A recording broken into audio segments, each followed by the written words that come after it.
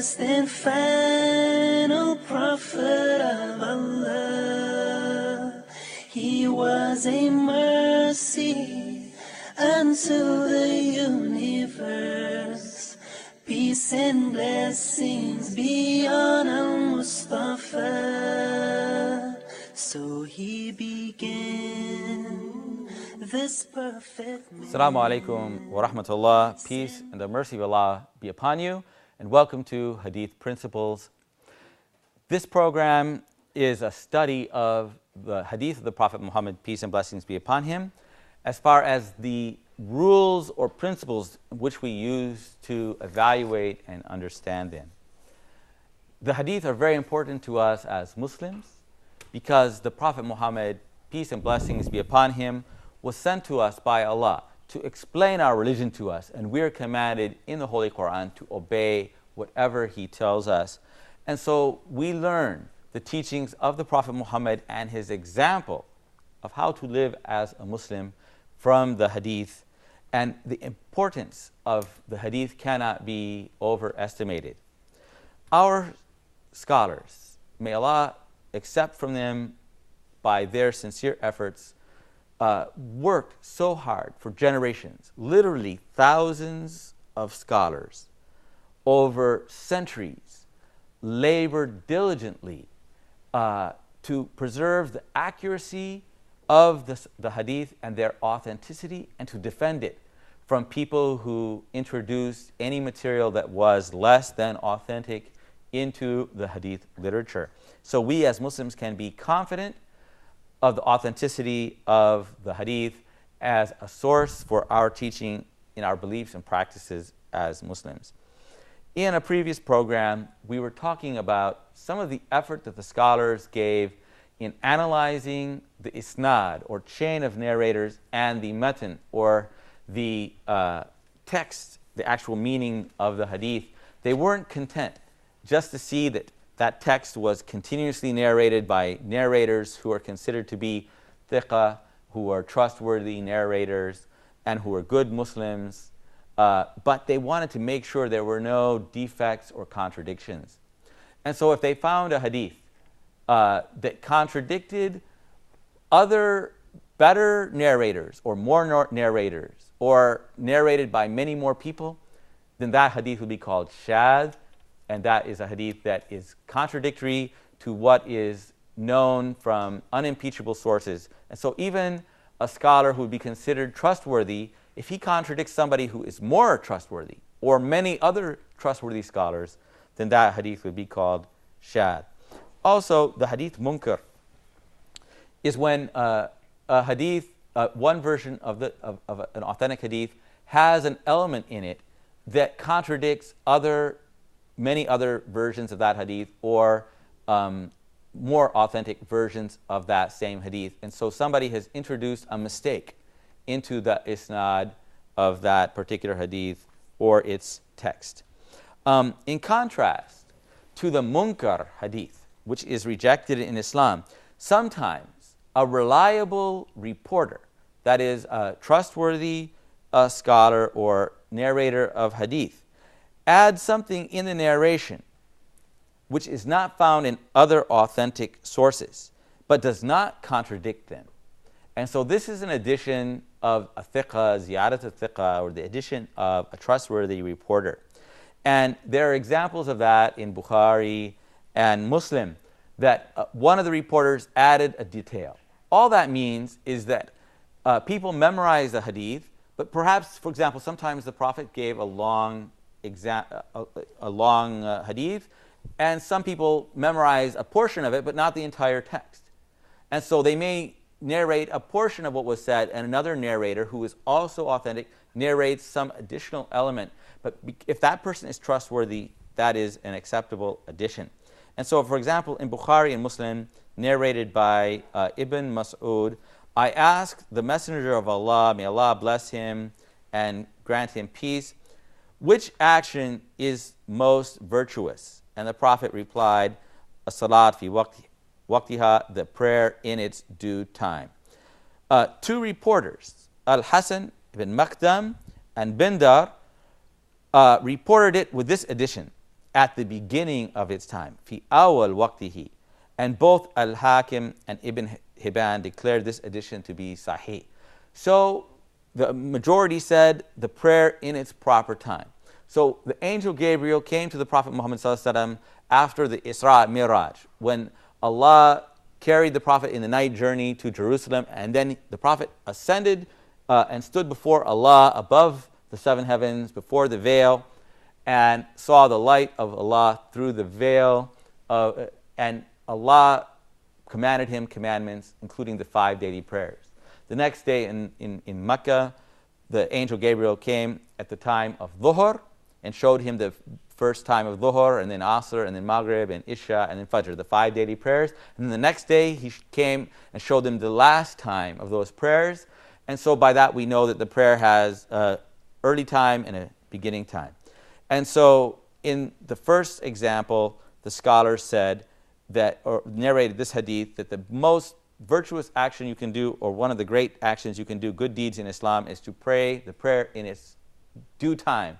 And that means any time, from the beginning until the end, until the time is over, then it is not a virtuous action.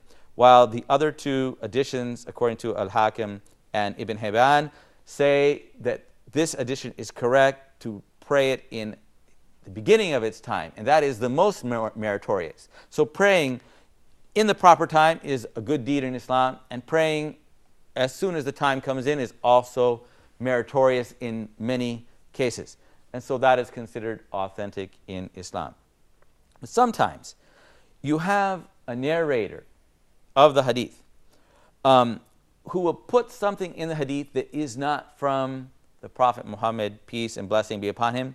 Sometimes that happens accidentally, and it's a mistake in the hadith. They put the words of a Sahaba or a later person into the hadith, and it becomes confused with the hadith of the Prophet Muhammad, peace and blessing be upon him. And that is called the mudraj.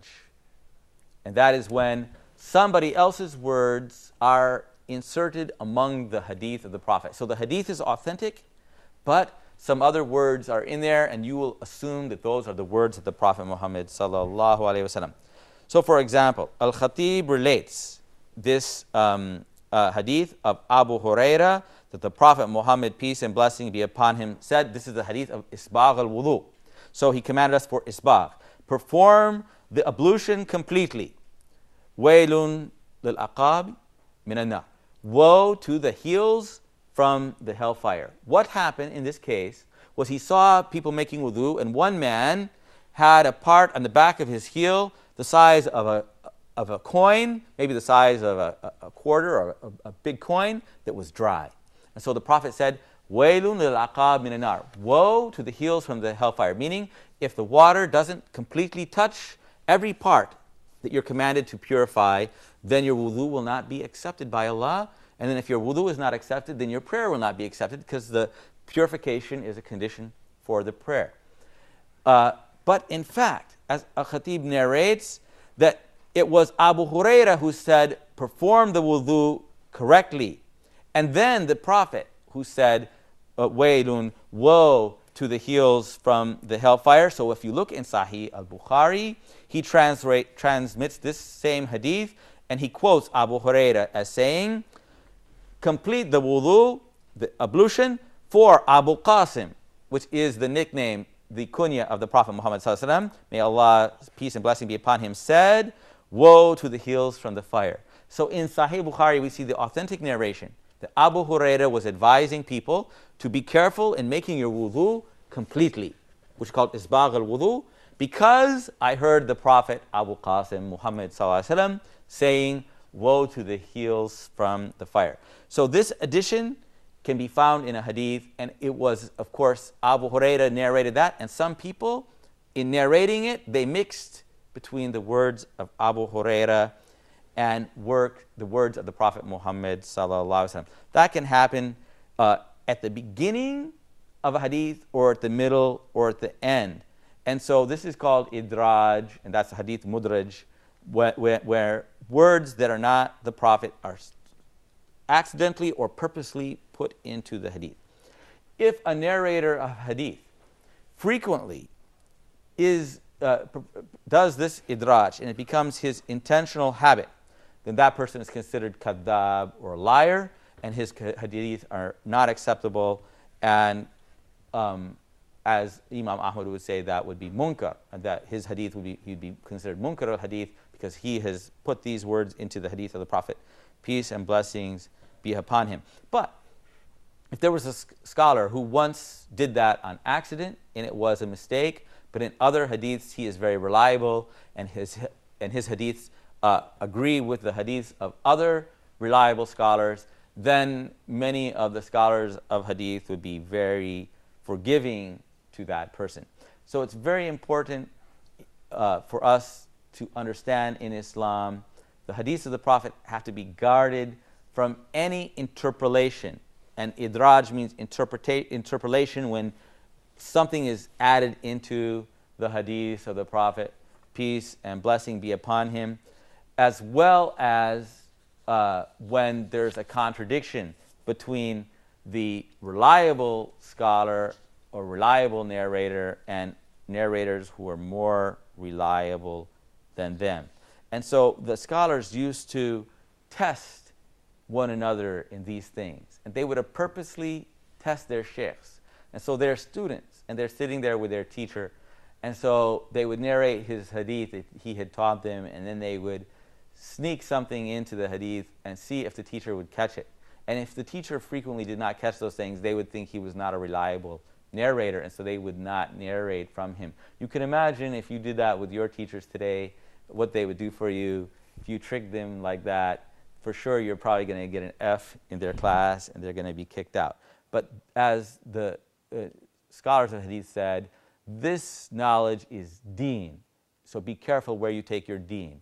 It's a matter of religion. It's a matter of what the Prophet Muhammad said and did and taught to us. So we have to be very careful. We're going to go to a break and we'll be back shortly.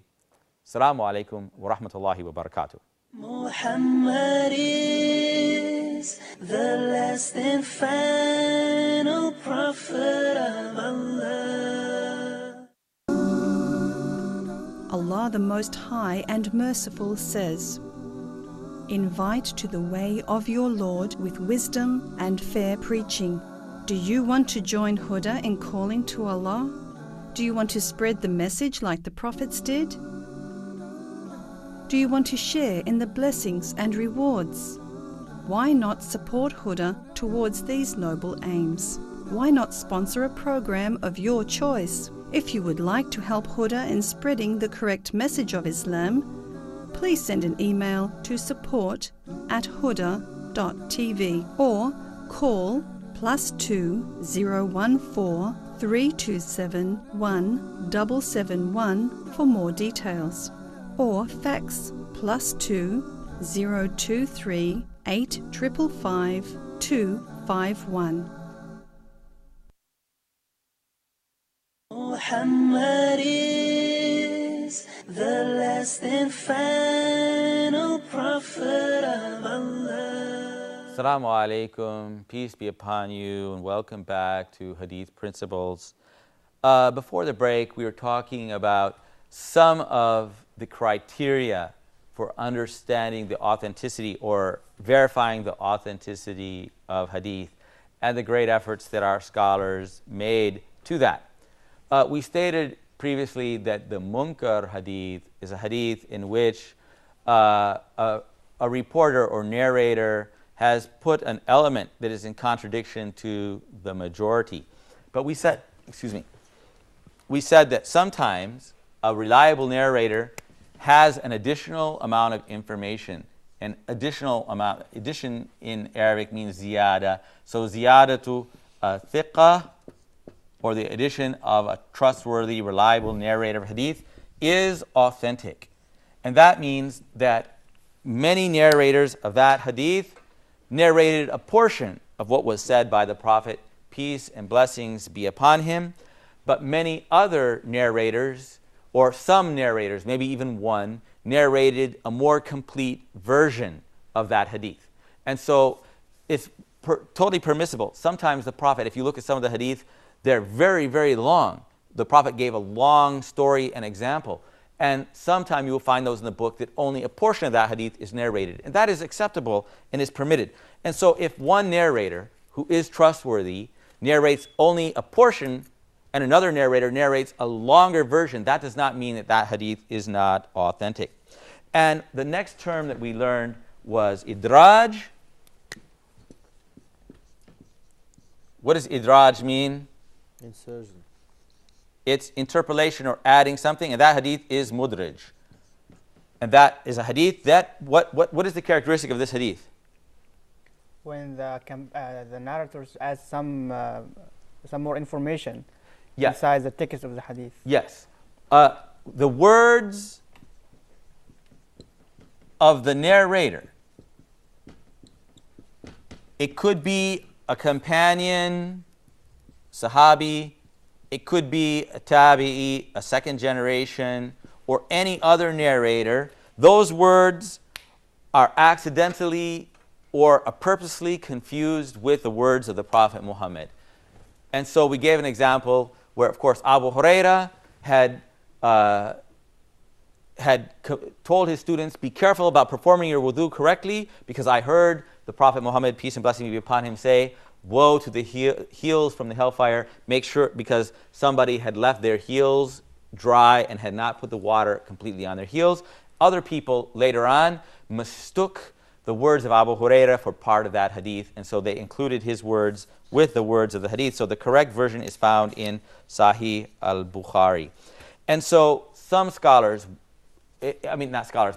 some narrators of hadith, if they were frequent in doing that or did it purposely, they would have been considered munkar al-hadith, and people would reject their hadiths completely. But it sometimes happened accidentally and unintentionally, and so if the scholar normally narrates accurately and does not perform idraj normally, then many of the scholars of hadith would accept them, inshallah. So the answer is it depends.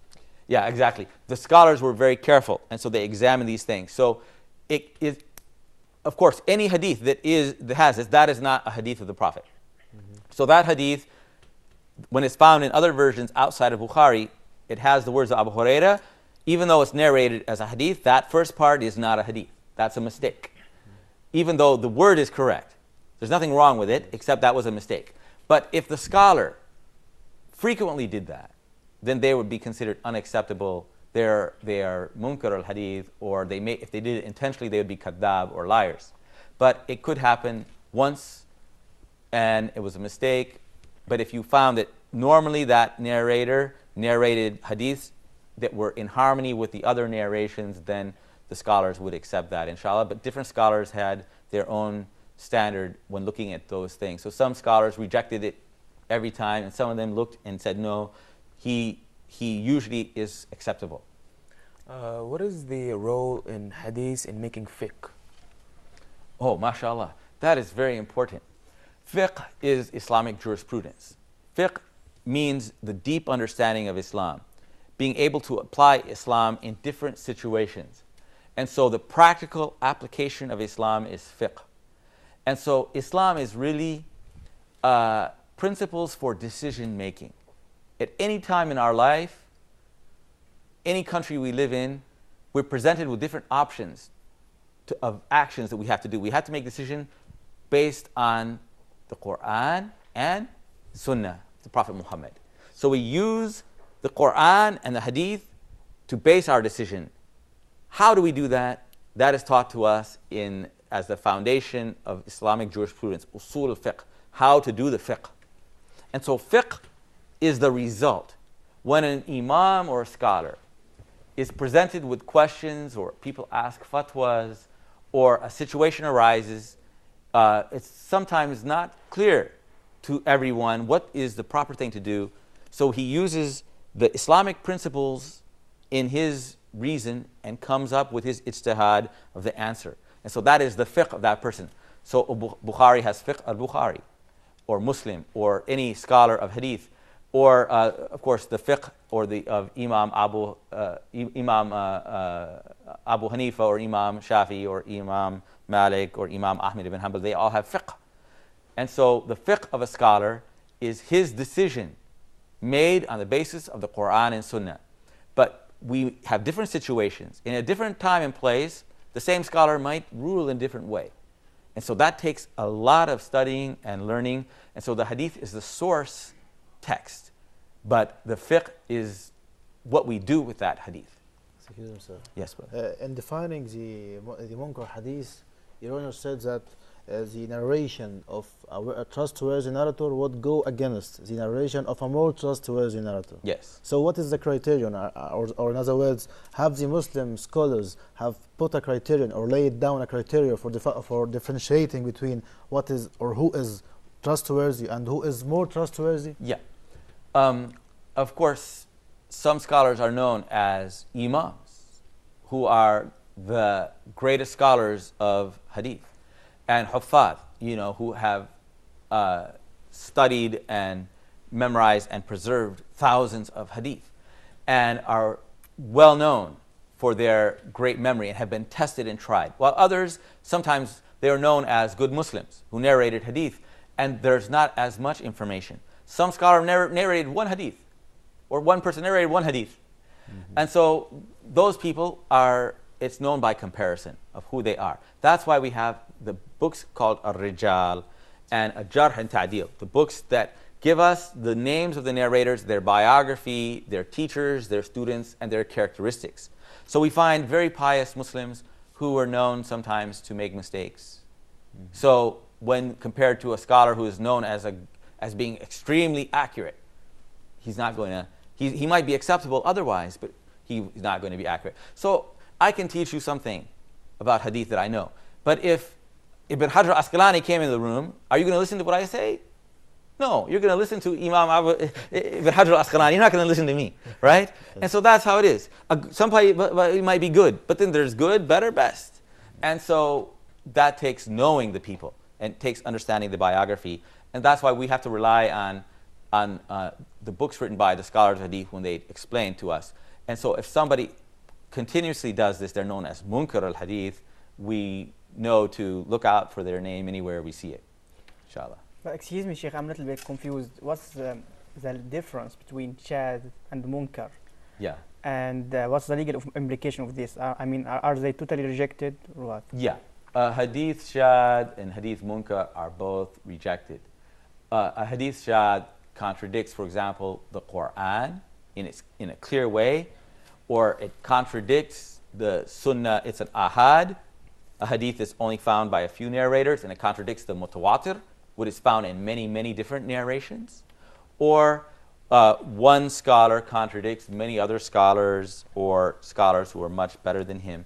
And the munkar is a much smaller thing. It's not a major contradiction, but it can be very small, like we said, a small mistake that may not be obvious that is made to change the meaning of the hadith. And so the munkar and shadh are very close together, and so they're very related topics. And so as we said, for example, one version had Asma, and the other version had Aisha and Asma, and it can't both be correct. Somebody might say they both have the same mother. I might think that. I don't know. But those people who make those kind of mistakes, purposely and intentionally, or accidentally, we don't know then when they're right and when they're wrong, so we can't take their hadith. The only time we could know their hadith was right is by comparing it to some more reliable scholar. And so even if that person said some hadiths that are right, we can't know that unless it's confirmed by another source, so we have to reject their hadiths completely. So it sounds like Shadh is wider in Yeah, meaning. it's a very wider meaning, inshallah. It's very, very similar, inshallah. Jazakallah. How much, to the viewers, how much hadith do you recommend someone to read in a day in order to gain knowledge? Oh, wow, subhanAllah.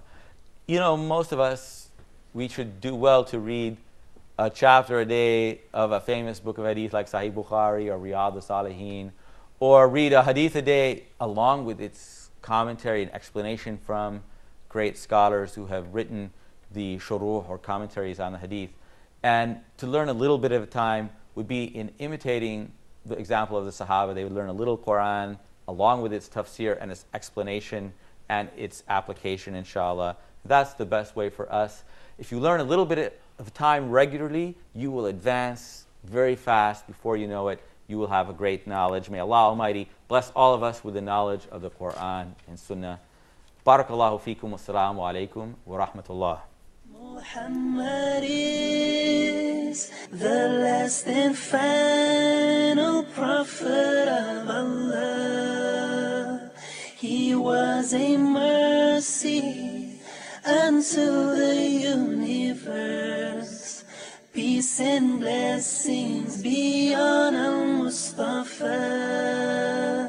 So he began this perfect man, sending his word across the land, leading only by his sunnah and the Quran, the word of Allah. He brought the answer to this cruel world, our beloved Prophet Muhammad.